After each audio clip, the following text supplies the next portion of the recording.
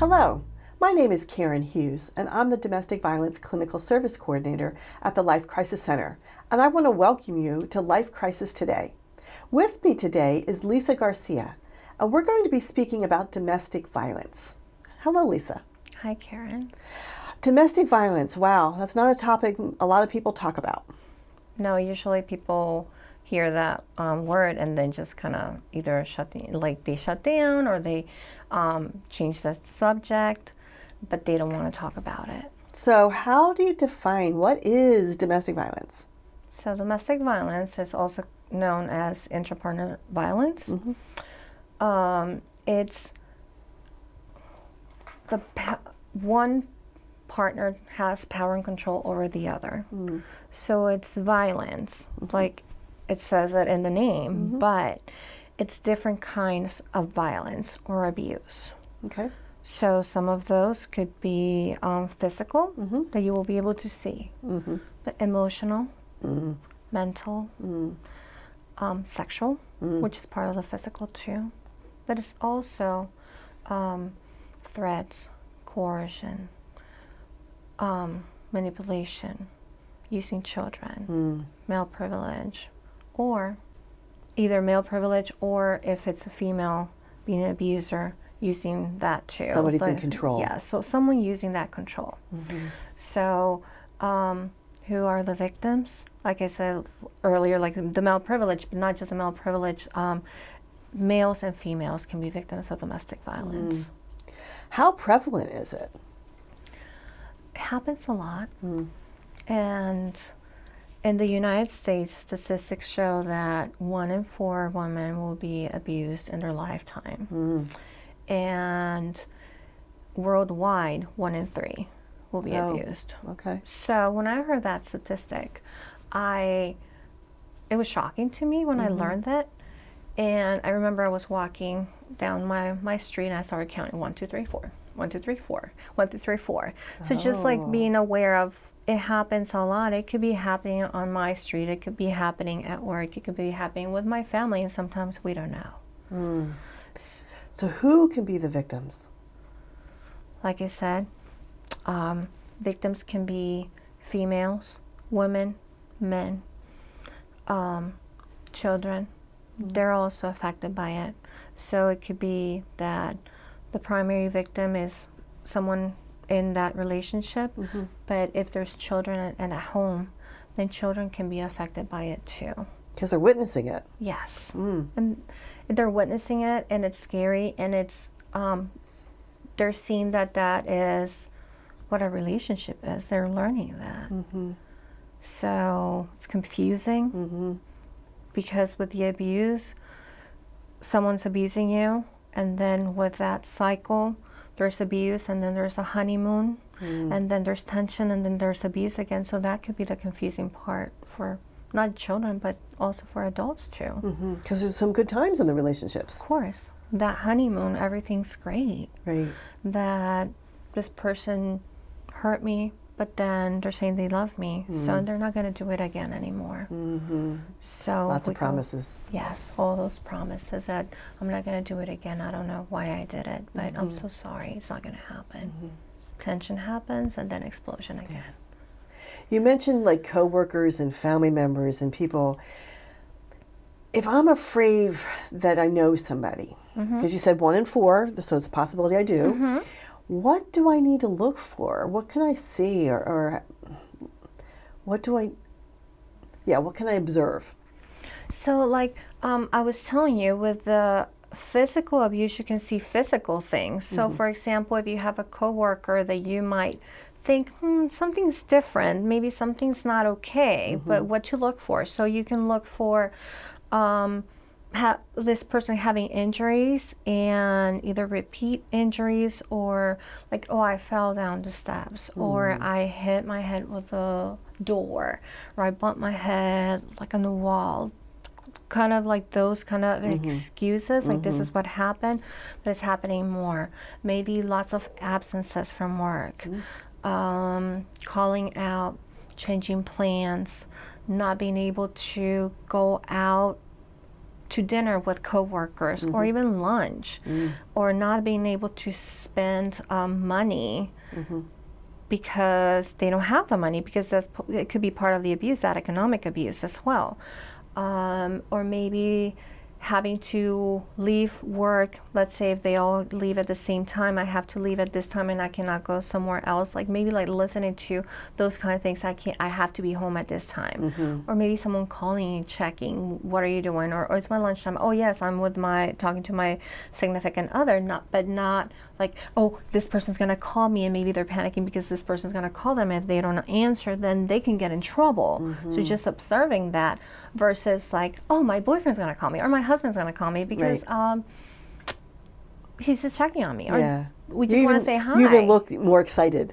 Yes. Rather than, oh my gosh, this scared. Yeah. So seeing that with your coworker and or even with friends or family members. Maybe if a family member is canceling plans or not, maybe bring a significant other, and then significant other is upset, so we'll just leave. Or maybe we don't come anymore.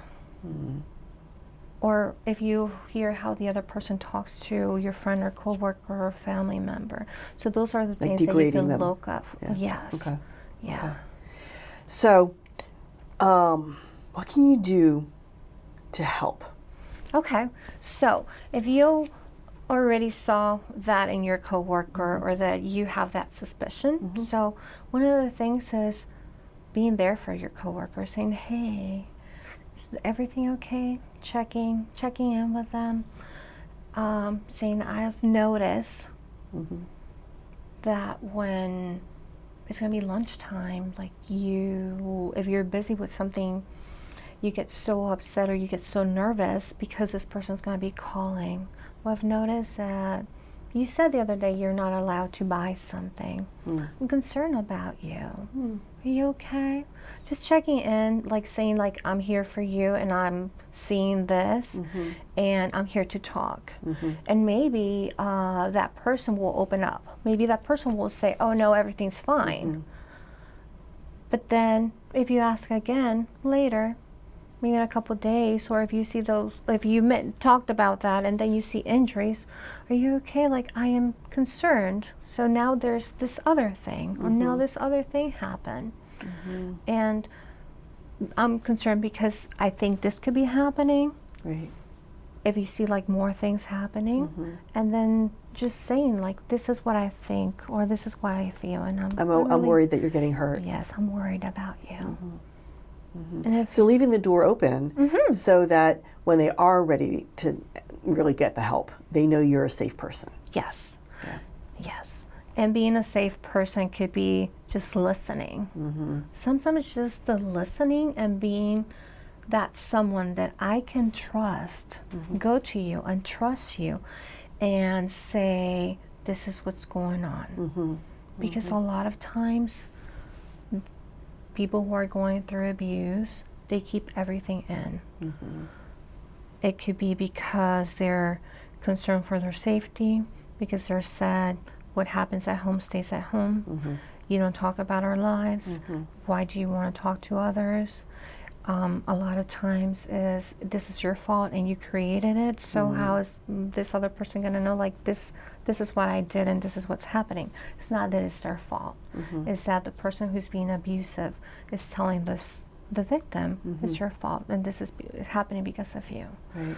So just being that safe person of talking and saying, yes, this is happening to me, and just listening. And if this person opens up and talks to you, then okay, I'm here, and what do we do next? Right, right. Now, the Eastern Shore is kind of a melting pot. Now, we don't think it really as a melting pot of all kinds of cultures that are living here, but we are. So is it different in other cultures than in mainstream America? Good question. Yes, it's different. So, and like you said, we're a melting pot. And you will think that in the Eastern Shore, there's not a lot of different cultures, but there is.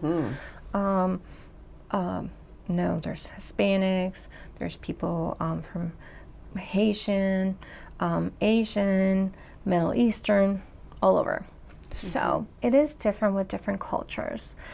In some cultures, the word domestic violence does not exist because it could be that it's an expectation that that could happen, that abuse could happen, or That in a relationship, that's just going to be the relationship because that's expected. Wow. Or that sexual assault is not a sexual assault because you're my wife or you are my partner and I want to be with you and I'm going to be with you. When I want it, I'm going to get it. Yes. And here, that's not okay. So it could be that in their culture, back in their country, that is happening. But here, that's a crime. And so, yeah, you could see that difference in different cultures. And as a coworker, for example, if this person is from a different culture and you see that they have bruises or that you're suspecting that domestic violence and maybe talking and saying, hey, like this looks like domestic violence. This is domestic violence. It's not okay for someone to be treated this way. And in this country, raping someone, sexually assaulting someone, physically assaulting someone is not okay. And that's a crime. And maybe like helping them understand like this is not okay. And this is abuse. And no one deserves to be living in abuse. And another thing with cultures, sometimes what is acceptable for us is not for others. And not even talking about abuse. For example, my mom has a coworker from Middle Eastern. I can't remember what country.